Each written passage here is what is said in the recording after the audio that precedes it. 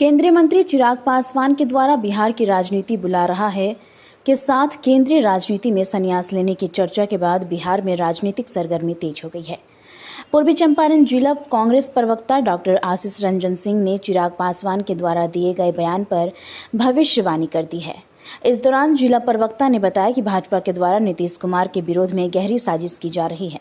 चिराग पासवान के बयान से यह साफ प्रतीत होता है कि वह बिहार में मुख्यमंत्री पद के दावेदारी कर रहे हैं।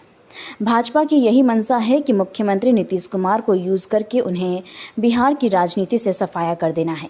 साथ ही जिला प्रवक्ता ने पिछले विधानसभा चुनाव को याद दिलाते हुए कहा कि पिछले बार भी मुख्यमंत्री नीतीश कुमार के प्रत्याशियों के विरोध में चिराग पासवान ने अपना प्रत्याशी खड़ा किया था, जिससे कि मुख्यमंत्री नीतीश कुमार को काफ़ी नुकसान हुआ था और फिर एक बार चिराग पासवान भाजपा के साथ मिलकर मुख्यमंत्री पद की दावेदारी कर दिए हैं और नीतीश कुमार का बिहार की राजनीति से सफाई करना चाहते हैं।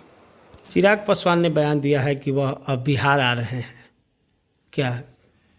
देखिए, भारतीय जनता पार्टी की जो राजनीति है वो हमें समझना होगा और इसका मतलब यह है कि जिस प्रकार से चिराग पासवान ने कहा है कि मुझे बिहार बुला रहा है और उनकी मंशा साफ है और मतलब इसमें पूर्ण रूप से वह मुख्यमंत्री के चेहरा बनना चाहते हैं। इसमें कहीं कोई दो राय नहीं है और इसके पीछे भारतीय जनता पार्टी पूर्ण रूप से उनका साथ देगी, क्योंकि नीतीश कुमार का वह इस्तेमाल कर रही है। वह अंत समय में नीतीश कुमार के साथ ऐसा व्यवहार करेगी कि वह नीतीश कुमार और जनता दल को समझ में आ जाएगा और कहीं ना कहीं इसमें जनता दल भी दो भागों में विभक्त है। वो हमें दिख भी रहा है।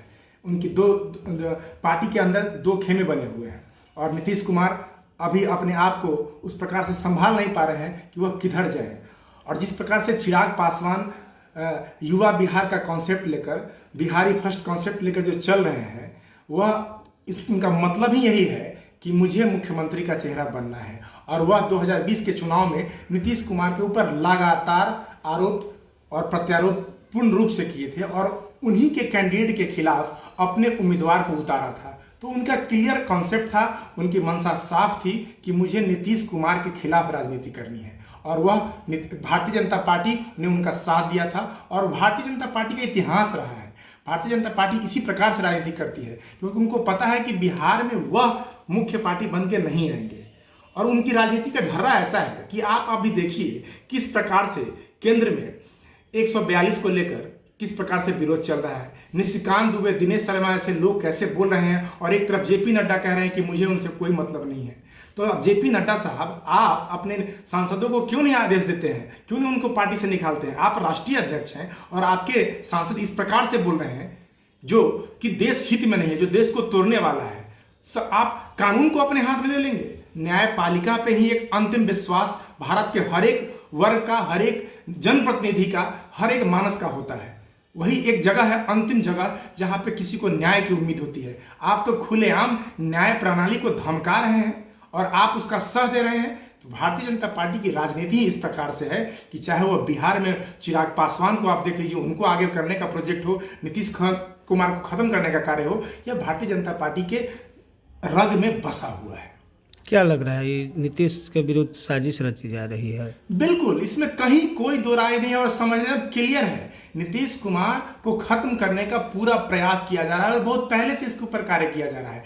जब से नीतीश कुमार ने उनका पहली बार उनका दामन छोड़ा था, वो गए थे, उस वक्त से अमित शाह ने तो कह दिया था कि सदा के लिए उनका दरवाजा बंद है। लेकिन आज अमित शाह उनके लिए प्लान बना रहे हैं कि कैसे मैं उनको खत्म करूं। हाँ, बीजेपी को यह पता है, भारतीय जनता पार्टी यह जानती है कि बिहार में उनके पास कोई नेता नहीं है। वो किसे मुख्यमंत्री बनाएंगे उन्हें अब पता नहीं है। तो उनके लिए चिराग पासवान से बढ़िया कोई नहीं हो सकता है और इसीलिए चिराग पासवान को आगे कर जैसे वो राजनीति करते हैं हर जगह, उनको आगे करके अपना काम हुआ नीतीश कुमार को खत्म करने का, उनकी पार्टी को तोड़ के उनको समाहित अलग अलग जगह कराने का कार्य पूर्ण रूप से बीजेपी करने में लगी हुई है। धन्यवाद।